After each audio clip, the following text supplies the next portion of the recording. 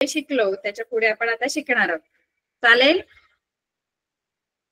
अच्छा, मला कोणी सांगेल का काल आपण काय काय शिकलो? कोणी येऊन सांगेल का? काल आपण काय शिकलो? आपण गणित भाग 1 मधला पहिला धडा शिकतोय. त्याच्यामध्ये आपण काल काय बरं शिकलो?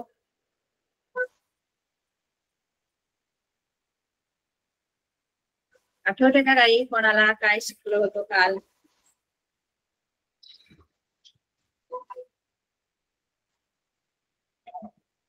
कोणालाच नाही आठवत काल आपण काय शिकलो?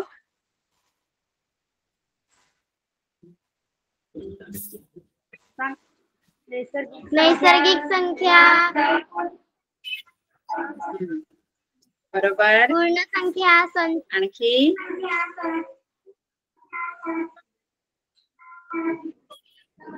समसंख्या, विषम संख्या,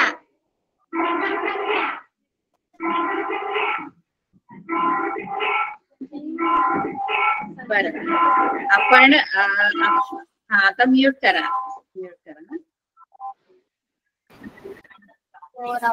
तर आपण काल काय शिकलो? वेगवेगळे संख्यांचे संच शिकलो. संख्यांचे संच शिकलो की नाही? N, W, I, Q असे 4 आपण संख्यांचे संच शिकलो. बरोबर आहे? तर N म्हणजे काय? तर नैसर्गिक संख्यांचा संच. W म्हणजे पूर्ण संख्यांचा संच. I जो असतो तो पूर्णांक संख्यांचा संच.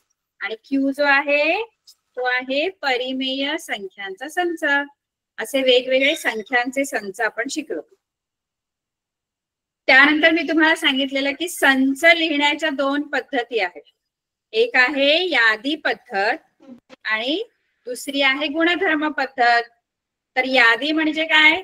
तर यादी करायची. आपण यादी करतो. काल सांगितलं होतं की यादी करायची, आपण लिस्ट करायची, लिस्ट है ना. म्हणजे वेगवेगळ्या आपण संचामध्ये जे घटक येणार ते फक्त लिहायचे. जसे काल मी तुम्हाला उदाहरणं सांगितली होती. आठवड्यातील वार, आठवड्यातील वारांचा संच लिहायला सांगितला तर फक्त यादी करा त्याची की आठवड्यात कोणकोणते वार असणार आहेत आणि त्यांची नावं लिहायची संचामध्ये. संचाला एक नाव द्यायचं असतं आपण आणि ते कॅपिटल, इंग्लिश कॅपिटल लेटर मध्ये संचाचं नाव लिहायचं. कोणतंही लेटर तुम्ही लिहू शकता. आणि तुम्हाला सांगितलं की आठवड्यातील वारांचा संच लिहा तर कुठल्या तरी कॅपिटल लेटरचं नाव द्यायचं त्याला आणि महिरपी कंसात, महिरपी कंसात आपण तो संच लिहिण्याची पद्धत आहे. मग यादी पद्धत एकदम सोपी आहे. फक्त काय करायची? यादी करायची. बरोबर की नाही? आपण यादी पद्धत शिकलो होतो की नाही? थम्सअप. नसेल शिकलो तर डाऊन. यादी, यादी, लिस्ट, यादी पद्धत लक्षात ठेवायची. पहिली पद्धत संच लिहिण्याची. बरोबर. आता आपण मी मला स्क्रीन शेअर करते. मग आपण आणखी कोणते कोणते संच आहेत ते आपण शिकू.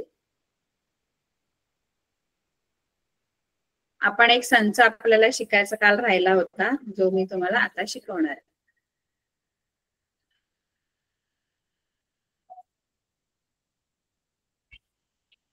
तर बघा, आपण यादी पद्धतीने आपण काय लिहिले? संच आपण काल लिहिलेले आहेत.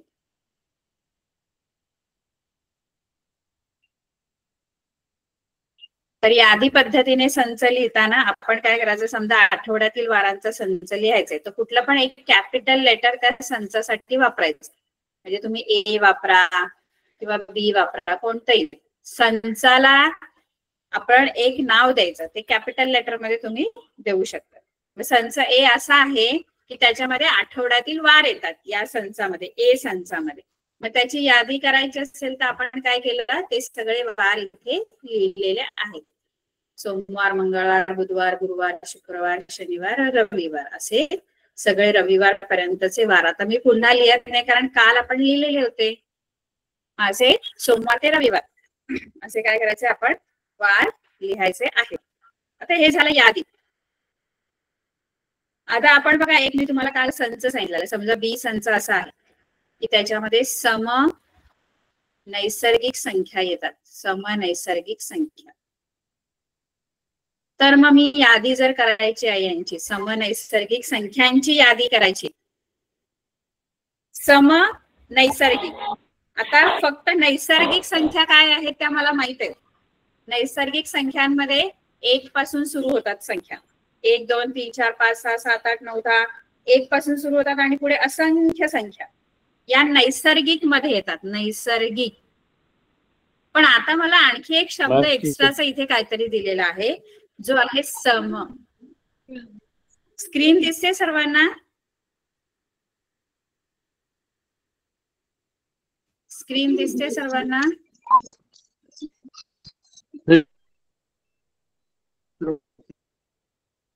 म्यूट करा. एक एक्स्ट्राचा शब्द इथे सम. सम. नैसर्गिक संख्या तर मला माहित आहेत, 1 2 3 4 5 6 7 अशा पुढे असंख्य संख्या, यांना आपण नैसर्गिक म्हणतो. पण बी हा संच फक्त नैसर्गिक संख्यांचा नाही दिलाय, समनैसर्गिक संख्यांचा दिलाय. मग सम म्हणजे काय बरं? समसंख्या कोणत्या? आता नैसर्गिक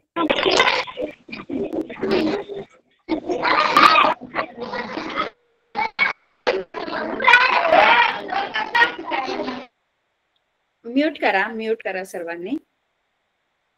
समसंख्या कोणत्या बरं? आता नैसर्गिक संख्या तर मला माहित आहेत, 1 पासून सुरू होतात. पण मग सम हा कुठला शब्द आहे? सम काय आहे बरं? तर सम म्हणजे काय माहित आहे बघा, नैसर्गिक संख्या ते 1 2 3 4 5 6 7 8 सगळ्या अशा नैसर्गिक संख्या. मग याच्यामधल्याच, या नैसर्गिक संख्यांमधल्याच काही संख्या सम आहेत आणि काही संख्या विषम आहेत. विषम असे 2 शब्द आहेत, एक सम आणि दुसरा शब्द आहे विषम. सम म्हणजे काय तुम्हाला सांगितलं होतं. सम म्हणजे ज्याच्या एकक स्थानी 0 2 4 6 8 असेल. एकक स्थानी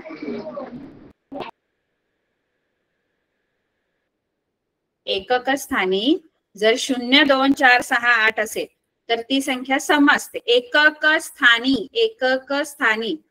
0 2 4 6 8 यापैकी कोणतीही संख्या असेल तर तिला आपण समसंख्या असं म्हणतो. आणि ज्या संख्यांच्या एकक स्थानी 1 3 5 7 9 अशा संख्या जर आहेत तर त्यांना विषम संख्या म्हणायचं. विषम. सम म्हणजे कोणती? ज्यांच्या एकक स्थानी, जसं आता मी समजा ही 3 अंकी संख्या 352 लिहिली, तर ही संख्या सम, ही तर नैसर्गिक संख्या तर आहेच 352, पण मग ही सम नैसर्गिक आहे की विषम नैसर्गिक आहे हे आपल्याला ओळखता आलं पाहिजे. मग सम नैसर्गिक आहे की विषम नैसर्गिक आहे याच्यासाठी तिच्या एकक स्थानचा अंक तपासून बघायचे. एकक स्थानचा अंक कोणता आहे? या संख्येचा एकक स्थानचा म्हणजे काय? तर जो शेवटचा अंक असतो तो एकक स्थानचा अंक असतो. हा बघा, हा एकक स्थानचा अंक आहे, हा दशक स्थानचा, आणि आपण शतक स्थान असे स्थान असतात संख्येचे. जे प्रत्येक अंक असतात त्यांना प्रत्येक अंकाला एक स्थान आहे. जसं 2 हा एकक स्थानावर आहे, 5 दशक स्थानावर आहे, 3 हा शतक स्थानावर आहे. पण मला दशक आणि शतकशी काही घेणं देणं नाहीये. मला फक्त जो शेवटचा हा एकक स्थानचा अंक आहे तो बघायचा. तो 2 आहे. 2 आहे म्हटल्यानंतर तो कोणत्या यादीत येतो? तो समसंख्यांच्या यादीत येतो. बघा, 2 एकक स्थानी 2 आहे म्हटल्यानंतर ती संख्या सम असणार. म्हणजे ही जी पूर्ण संख्या आहे ना 352, ही सम नैसर्गिक संख्या आहे. सम नैसर्गिक संख्या आहे कारण तिच्या एकक स्थानी 2 आहेत. एकक स्थानावर 2 आहेत. 0 2 4 6 8 यापैकी कोणताही अंक एकक स्थानावर आला की ती पूर्ण जी संख्या असते ती समसंख्या असते.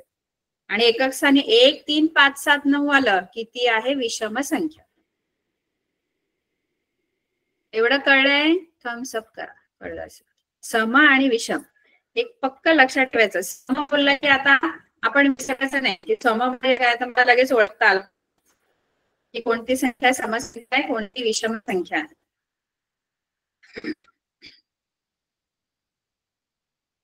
मुलं कोण दिसतच नाही, थम्सअप करा, मला दिसतच नाही कोण.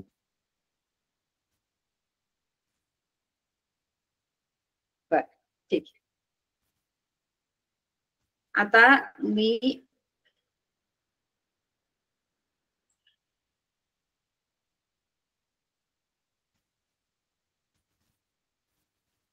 समनैसर्गिक संख्या तर आपण शिकलो, समनैसर्गिक संख्या. मग जर माझा बी संच समनैसर्गिक संख्यांचा संच असेल तर बी मध्ये मी काय काय लिहू?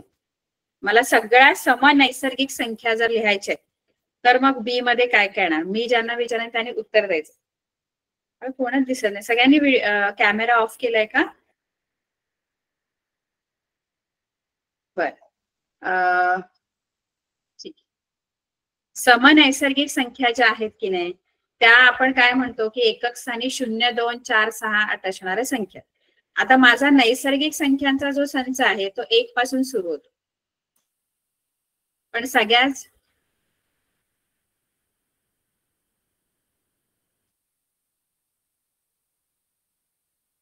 समनैसर्गिक संख्या जर तुम्हाला विचारलं तर त्याच्यामध्ये काय लिहिणार तुम्ही? तर ज्याच्या एकक स्थानी 2, 0, 2, 4, 6, 8 आहे. 0, 2, 4, 6, 8 आहे तर नैसर्गिक 1 पासून सुरू होते, पण 1 ही सम नाहीये, 1 विषम मध्ये येते. 2 ही सम येते, 3 ही विषम मध्ये जाणार, 4 सम मध्ये येणार, 5 विषम आहे, 6, 8, 10, 12. बघा 10च्या एकक स्थानी 0 आहे, 12च्या एकक स्थानी 2 आहे, 14 याच्या एकक स्थानी 4 आहे, 16, 18, 20, 22, 24, 26, 28, 30 अशा असंख्य संख्या पुढे या काय आहेत? सम नैसर्गिक संख्या. ते जर मी विषम नैसर्गिक संख्या विचारल्या तुम्हाला तर कोण आहे का जो मला उत्तर सांगेल? विषम नैसर्गिक संख्या, समजा डी हा संच आहे जो विषम नैसर्गिक संख्याचा संच आहे, मला त्याची यादी करायची, यादी लिस्ट करायची, तर काय काय बरं येईल विषम नैसर्गिक संख्यांमध्ये? कोणत्या कोणत्या? हा बरोबर, 1, 3, 5, 7, 11, 9, 4, 9, 11, 13, त्यानंतर 13, त्यानंतर 15, 15, 17, 19, 17, 19 संपल्या, 17, 19 संपल्या. 21 पुढे असंख्य संख्या आहेत, 19, 21 बरोबर, 21 ज्यांच्या एकक स्थानावर 1, 3, 5, 7, 9 आहे एकक स्थान, बरोबर. तर या ज्या सगळ्या संख्या आहेत त्या आहेत विषम नैसर्गिक संख्या. विषम नैसर्गिक संख्या. आता मी जर तुम्हाला सांगितलं, मुलांना हे सगळे संच आपल्याला लक्षात आले पाहिजेत व्यवस्थित. मी जर तुम्हाला असं सांगितलं की सम पूर्णांक संख्या, समपूर्णांक संख्या,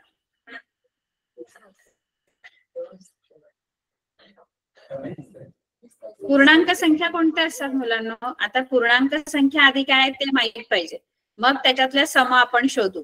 आधी पूर्णांक संख्या म्हणजे कोणता संच? कोणत्या अक्षराने दाखवतो आपण पूर्णांक संख्याचा संच? N W I Q I, बरोबर आहे. I या आपण अक्षराने दर्शवतो. I हा पूर्णांक संख्यांचा संच आहे. आणि I मध्ये कोणत्या संख्या येतात बरं? आपण काल बघितलं सगळे संच. I मध्ये सगळ्या शून्य येतो, सगळ्या धनसंख्या येतात, आणि पुढे डॅश डॅश डॅश आणि डाव्या बाजूला सगळ्या ऋण संख्या येतात है ना.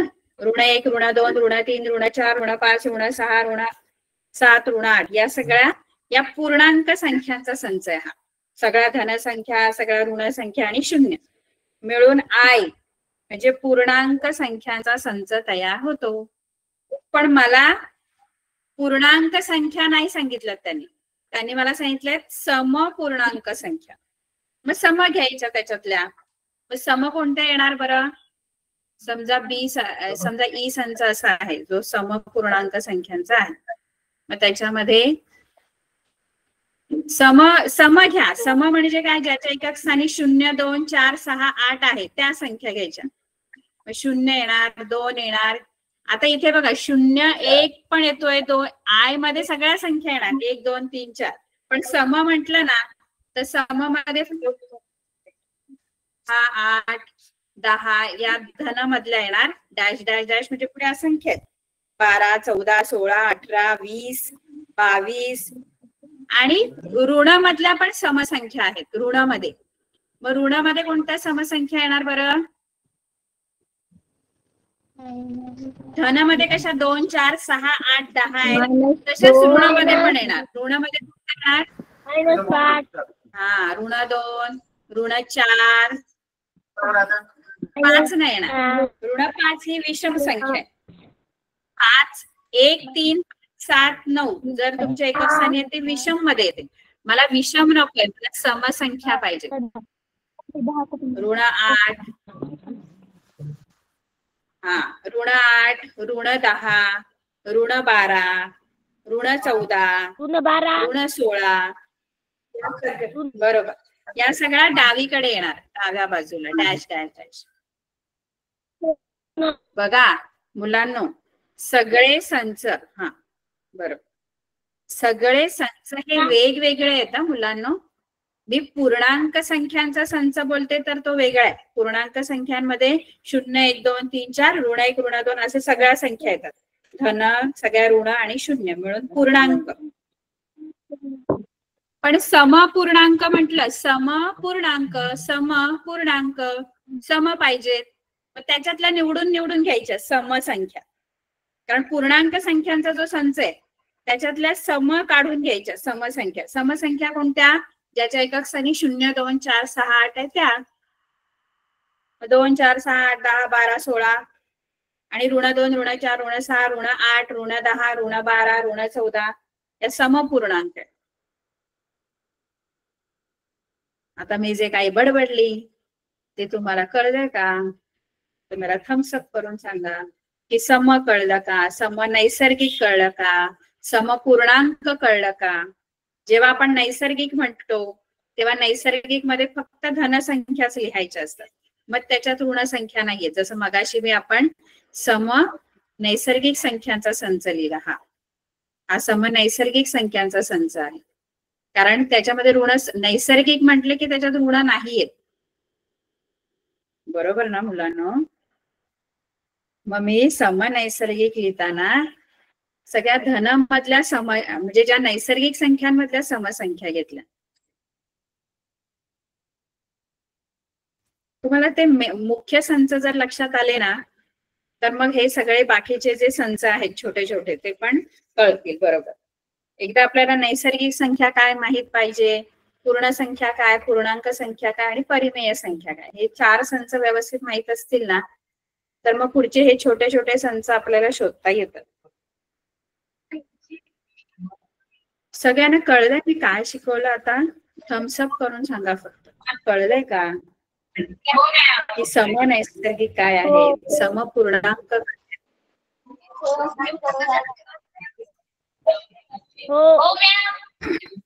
बर आता आपल्याला काय करायचं आहे?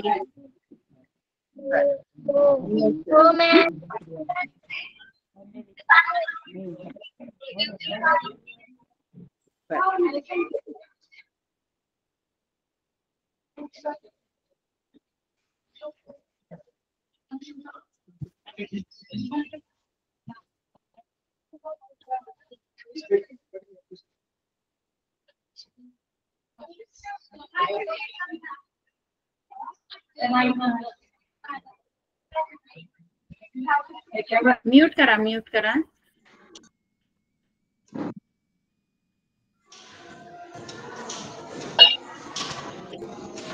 म्यूट करा.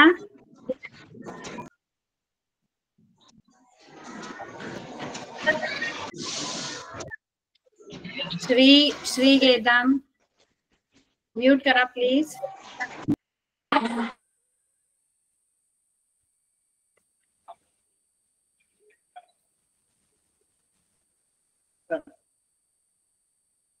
आता आपण काय शिकणार आहोत? आता आपण सगळ्यात महत्वाची गोष्ट आपण पुन्हा संख्या,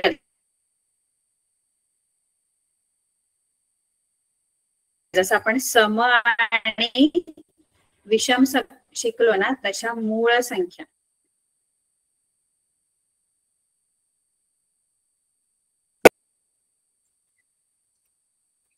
मूळ संख्या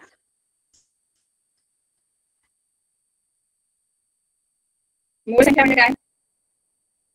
मूळ संख्या म्हणजे अशा संख्या ज्या फक्त एकच्या आणि स्वतःच्याच पाड्यात येतात, बाकी त्या कोणाच्याच पाड्यात येत नाही, अशा मूळ संख्या असतात. म्हणजे अशा काही संख्या आहेत ज्या फक्त एक आणि स्वतःच्याच पाड्यात येतात. जसं की बघा, जसं की 2 ही अशी संख्या आहे जी एकच्या पाड्यात येते आणि स्वतःच्या पाड्यात येते. कोणत्या कोणत्या मूळ संख्या? 2, 3, 5.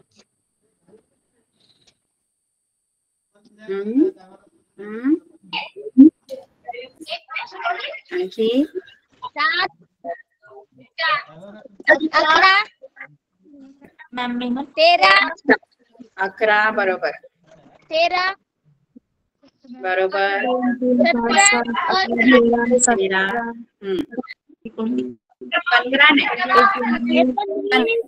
15 ही मूळ संख्या नाहीये. 23.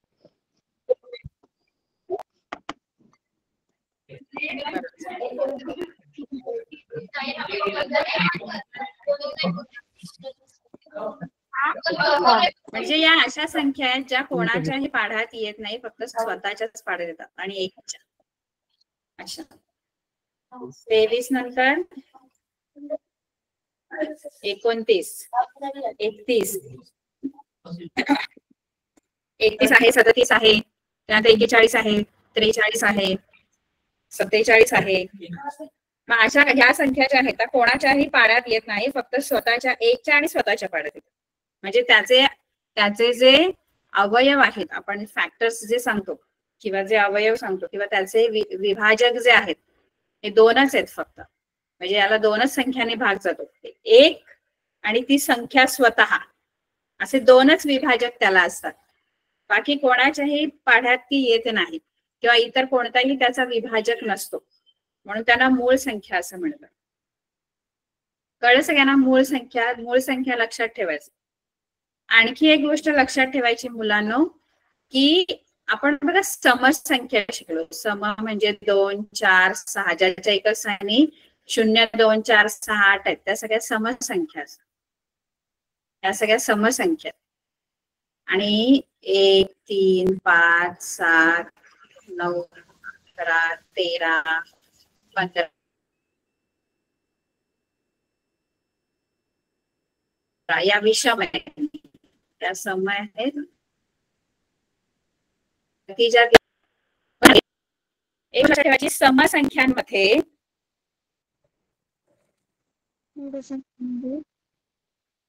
दोन जी संख्या आहे ना, 2 सम मध्ये 2 जी संख्या आहे ना, तीच काय आहे? फक्त मूळ संख्या आहे. म्हणजे समसंख्यांच्या संचामध्ये समसंख्यांचा जो गट आहे किंवा संच आहे, त्या समसंख्यांच्या संचामध्ये एकच संख्या आहे जी मूळ आहे. बाकी कोणतीच समसंख्या ही मूळ संख्या नसते. एकमेव समसंख्या अशी आहे जी मूळ आहे. बाकी जेवढ्या पण मूळ संख्या आहेत ना, त्या विषम संख्यांच्या संचातल्या येतात, विषम मधल्या आहेत. बघा 3 आहे, बघा 2 एकच अशी संख्या आहे जी सम आहे आणि मूळ आहे. बाकी पुढच्या ज्या सगळ्या मूळ संख्या आहेत त्या सगळ्या विषम आहेत, कुठलीच सम नाहीये बघा. 3, 5, 7, 9 असतात. मग पुढच्या मूळ संख्या आहेत ना त्या सगळ्या विषम संख्याच आहेत. नाही, मी सांगते काय तर ते तुम्ही समजून घ्या. मला काय सांगायचंय तुम्हाला की मूळ संख्या ज्या आहेत त्यातली फक्त एकच संख्या आहे जी सम आहे. बाकी सगळ्या संख्या ज्या मूळ आहेत ना त्या विषम संख्याच्या गटातल्या. मी काय बोलली कळलं का? बाकी बघा तुम्हाला कोणतीच संख्या अशी नाही दिसणार जिच्या एकक स्थानी 0, 2, 4, 6, 8 आहे. फक्त एकमेव अशी 2 संख्या आहे जी सम पण आहे आणि मूळ आहे. मग तुम्हाला जर विचारलं मी प्रश्न असा की मला सांगा तुम्ही की 1 ते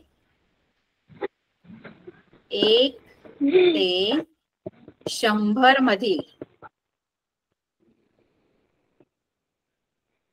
सम मूळ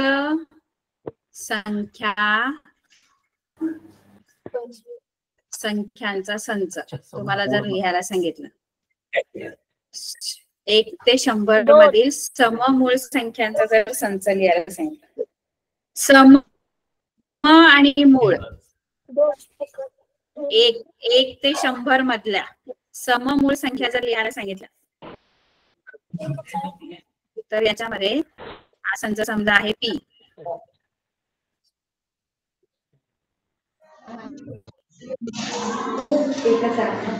तर हा समजा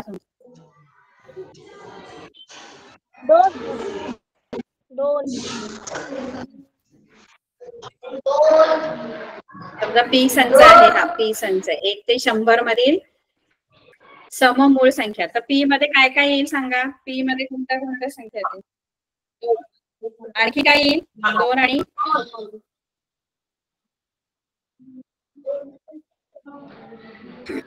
2 आणि आणखी काय येईल याच्यामध्ये?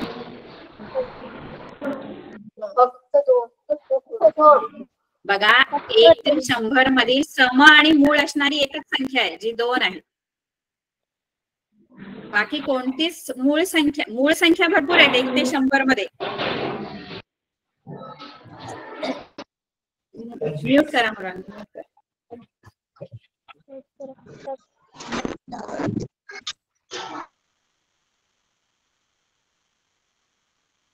मूळ संख्या 1 ते 100 मध्ये भरपूर येतात. 2 आहे, 3 आहे, 5 आहे, 7 आहे, 11 आहे, 13 आहे, 17 आहे, 19 आहे. 1 ते 100 मध्ये भरपूर मूळ संख्या आहे.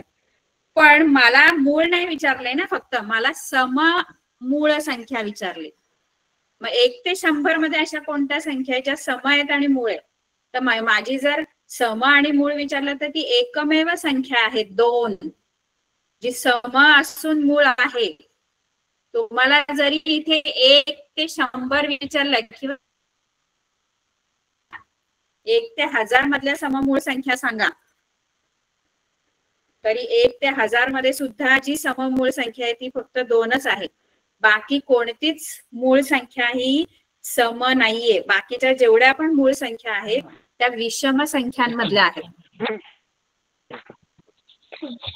मला जे सांगायचंय ते कळलंय का मुलांना तुम्हाला?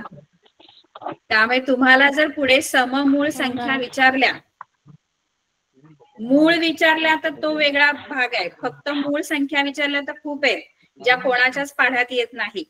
जसं 2 आहे, 3 आहे, 5 आहे, 7 आहे, 11 आहे, 13 या कोणाच्याच पाढ्यात येत नाही. त्या सगळ्या मूळ आहेत.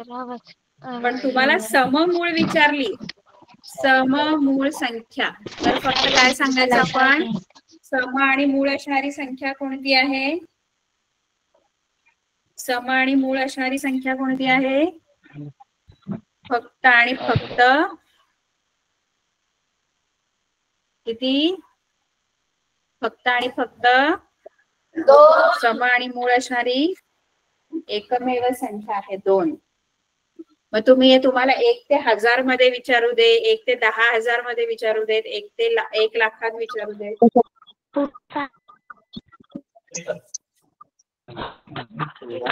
2च एकमेव संख्या जी सममूळ आहे. एवढं लक्षात ठेवायचं. आता आपली यादी पद्धतीने कसे लिहायचे संच ते आपण बघितले. आता संच दुसऱ्या पद्धतीने पण आपल्याला लिहिता आले पाहिजे. बघा मी पुस्तक आपलं जे 9वीचं पुस्तक आहे ते आपण बघूया. मुलांना बोर होते का? कळतंय ना मी काय शिकवते? असं काय वाटतंय कोण ऐकत नाहीये?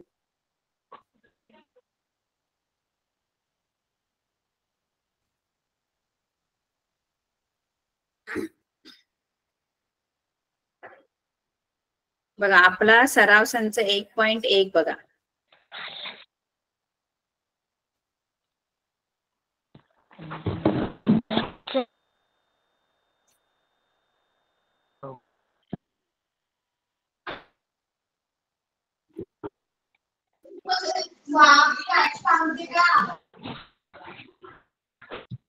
मुलांनो आपण आता सराव संच 1.1 शिकणार आहोत. 1.1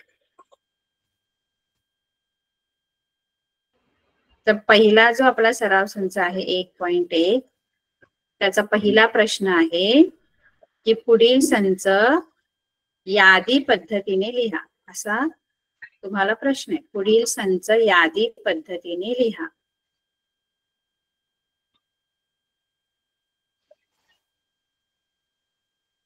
पुढील संच यादी पद्धतीने लिहा असा प्रश्न आहे आपला.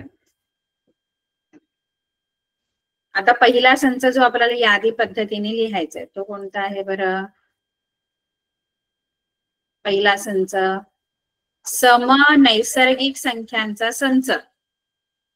आता तो आपण मगाशीच बघितलं समनैसर्गिक संख्यांचा संच. समनैसर्गिक संख्यांच्या संचामध्ये कोणत्या कोणत्या संख्या येणार मगाशी मी सांगितलं होतं तुम्हाला. समजा ए हा असं ए संचाला नाव दिलं तर ए हा समनैसर्गिक संख्यांचा संच आहे. तर त्याच्यामध्ये कोणत्या कोणत्या संख्या येणार मुलांनो? समनैसर्गिक संख्या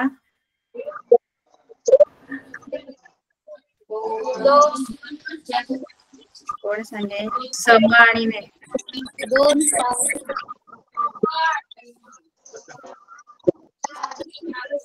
बरोबर 10 12 2 6 2 4 8 आणि पुढे तुम्हाला असंख्य संख्या. या सगळ्या समनैसर्गिक संख्या 2 4 6 8. बरोबर आहे मुलांना? हे जर तुम्ही वहीमध्ये नोट करून घेतलात, वही जर तुमच्या बरोबर ठेवायची.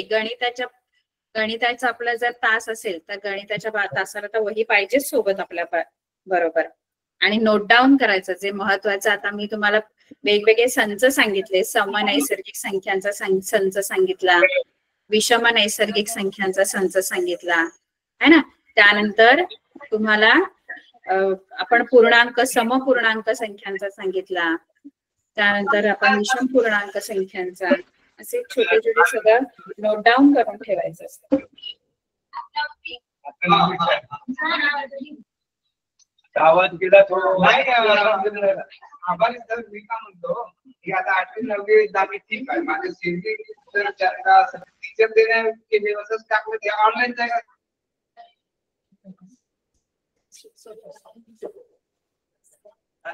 म्यूट करा, आवाज येतोय सर. दुसरा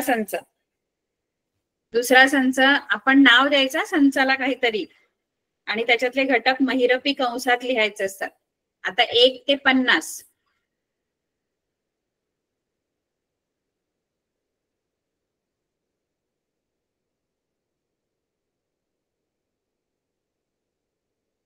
1 ते 50 मधील सममूळ संख्यांचा संच. सममूळ संख्यांचा संच 1 ते 50 मधील सममूळ संख्या. समजा तो संच बी असेल तर बी मध्ये काय येईल सांगा? बी मध्ये काय काय येणार आहे? बी या संचामध्ये 2. कारण मगाशीच मी सांगितलं तुम्हाला 1 ते 100 मधली विचारू दे, 1 ते 50 मधली विचारू दे, 1 ते 1000 मधली सममूळ संख्या जर विचारली तर ती एकच लिहायची. 2.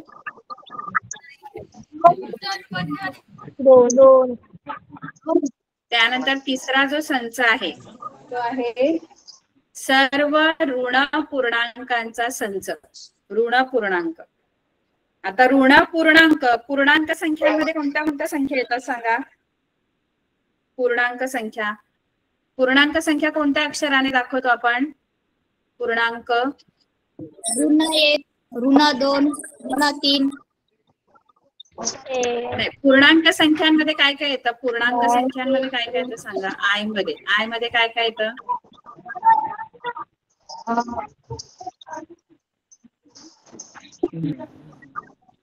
0, 1, 2, 3, 4. ऋण 1, ऋण 2, ऋण 3, ऋण 4. हे डावीकडे, ऋण संख्या डावीकडे आणि धन संख्या उजवीकडे. पण आपल्याला इथे सर्व पूर्णांक नाही दिले, फक्त ऋण पूर्णांक. मग ऋण याच्यातलं ऋण निवडून घ्यायचं. हा पूर्णांक संख्यांचा संच आहे. आय म्हणजे पूर्णांक संख्यांचा संच. त्याच्यातून मला ऋण काढायचे आहेत. मग ऋण कोणत्या संख्या येणार?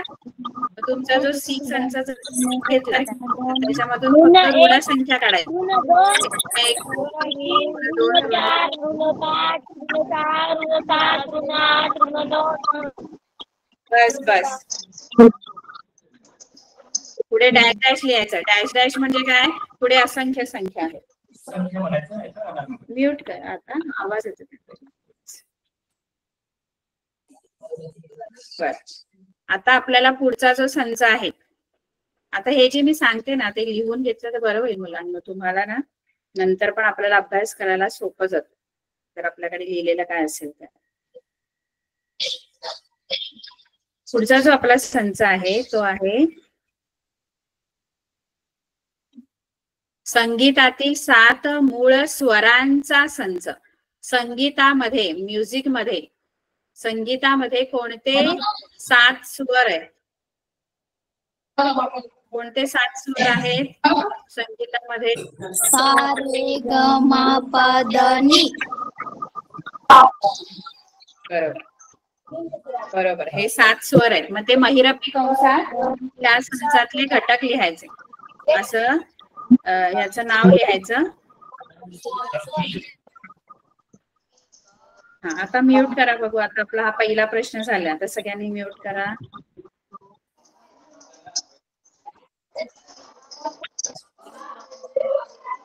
म्यूट करा बघू. अजून येतोय आवाज मला कोणाचा तरी. सगळ्यांनी म्यूट करा बघू. बर. आता आपला पुढचा प्रश्न जो आहे तो असा आहे. तुम्हाला काय दिलंय? खालील चिन्हात दिलेली विधाने शब्दात लिहा. म्हणजे तुम्हाला चिन्हात दिलेली विधानं ती आपल्याला फक्त शब्दात लिहायची आहे. मग हे चिन्ह मी तुम्हाला सांगितलं होतं का? या चिन्हाचा अर्थ काय होतो? काल मी तुम्हाला सांगितलं होतं. या चिन्हाचा अर्थ होतो चा घटक आहे, असा या चिन्हाचा अर्थ होतो. आणि हे चिन्ह काढून जर त्याच्यावर काट मारली अशी तर त्याचा अर्थ होतो चा घटक नाही, असा त्याचा अर्थ होतो. इथे काय लिहायचं आपण? पहिलं जे आहे त्या पहिल्यामध्ये हे चिन्ह आहे, हे वाला चिन्ह आहे. तर इथे काय लिहायचं? आपण शब्दात लिहायचं. हे जे विधान तुम्हाला चिन्हात दिलंय ना ते आपल्याला शब्दात लिहायचंय. पहिलं विधान काय दिलंय? 4/3. मग हा मधलं जे चिन्ह आहे त्याचा अर्थ काय होतो? चा घटक आहे. मग कोणाचा घटक? तर क्यूचा. 4/3 हा क्यूचा घटक आहे, कारण चा घटक आहेच चिन्ह आहे, ते चा घटक आहे. 4/3 हा क्यूचा घटक आहे, असं तुम्ही शब्दात त्याला लिहायचं आहे. तेच जर दुसरं आपण चिन्ह बघितलं तर दुसरं चिन्ह चा घटक नाहीच आहे. चा घटक नाही असं ते चिन्ह आहे. बघा काट मारले त्याच्यावर. मग इथे लिहिताना लिहायचं ऋण 2 हा कोणाचा घटक नाही? नाहीये तो घटक. कोणाचा घटक नाहीये? ऋण 2 हा एन चा घटक नाही, कारण त्याच्यावर काट मारलेली आहे. मग तो घटक नाही, असा त्याचा अर्थ होतो. ठीक आहे. त्यानंतर पुढे आपल्याला दिलंय एक संच दिलेला आहे आणि तो गुणधर्म पद्धतीने दिलेला आहे. बघा, दुसरी पद्धत गुणधर्म पद्धत आहे जी आपल्याला अजून शिकायची. आधी सध्या आपण यादी पद्धत शिकलोय, पण हे जर गुणधर्म पद्धतीने जर एखादा संच लिहिलाय तर तो वाचायचा कसा, तो वाचता पण आला पाहिजे आपल्याला. संच वाचण्याची एक विशिष्ट पद्धत आहे. गुणधर्म पद्धतीने जर एखादा संच लिहिलाय तर तो वाचता यायला पाहिजे. तर तो कसा वाचायचा, वाच ते सांगतो.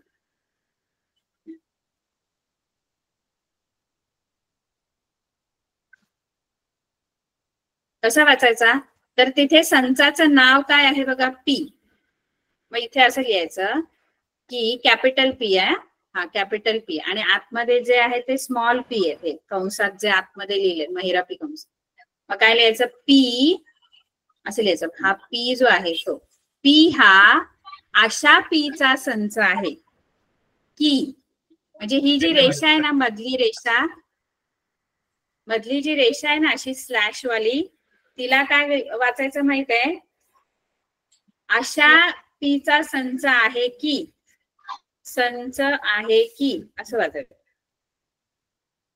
म्हणजे आधी आपण त्या मुख्य संचाचं नाव लिहायचं. संचाचं नाव कॅपिटल पी आहे आणि तो कॅपिटल पी लिहायचा आधी. मग पी हा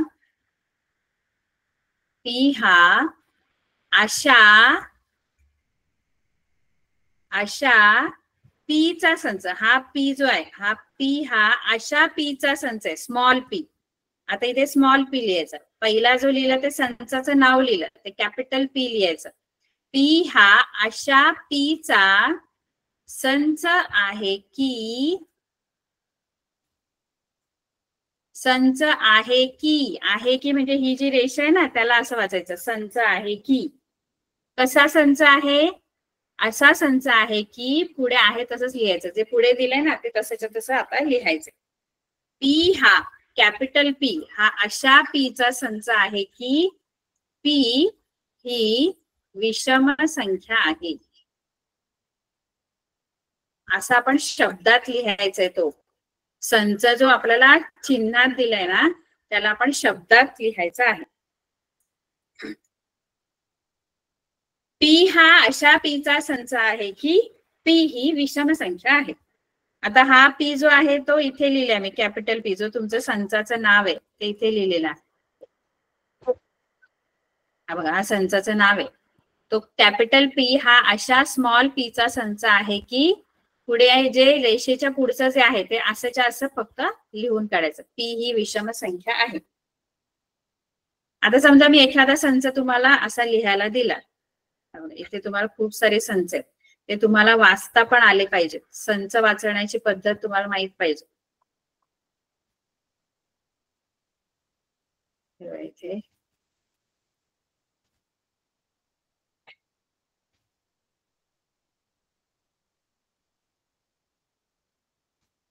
हा बघा, हा जो आहे संच, समजा हा पहिला संच तुम्हाला वाचायचा आहे, तर तो कसा वाचायचा, ए हा, बघा मी वाचते, ए हा अशा, ए हा ए आहे, ए हा अशा एक्सचा संच आहे की, ही रेष म्हणजे आहे की वाचायचं, अशा एक्सचा संच आहे की, आणि पुढे आहे ते जे आहे ना त्या रेषेच्या पुढचं जे आहे ना ते सगळं तसंच्या तसं बोलून टाकायचं.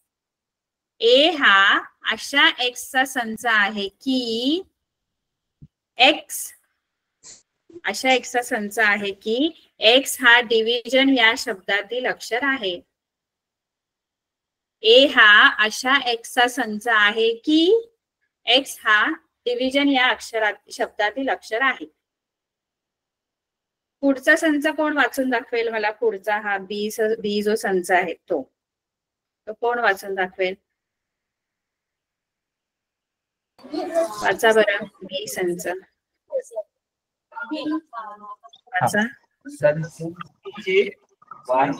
बी हा अशा वायचा संच आहे की, असं बोलायचं, बी हा अशा वायचा संच आहे की वाय ही संख्या अशी आहे की वाय वर्ग बरोबर 9. वाचा परत. याचा पुन्हा हा संच.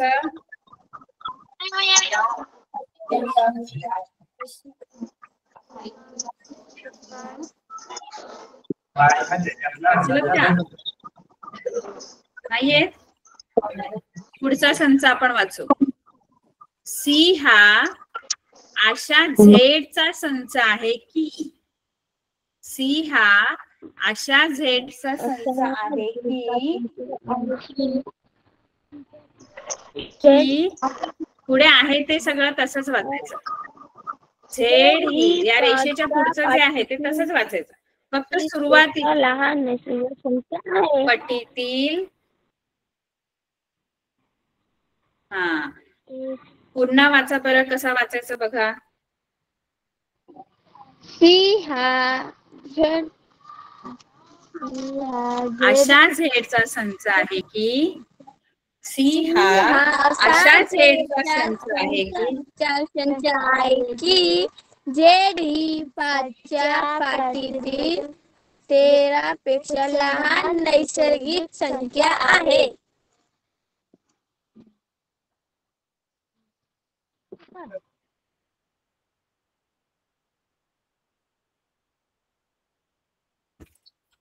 पुढे आपल्याला हा संच दिला. हा वाचा बघू. हा संच आहे बघा. तो वाचा बघू. हा बघा. हा ए संच आहे.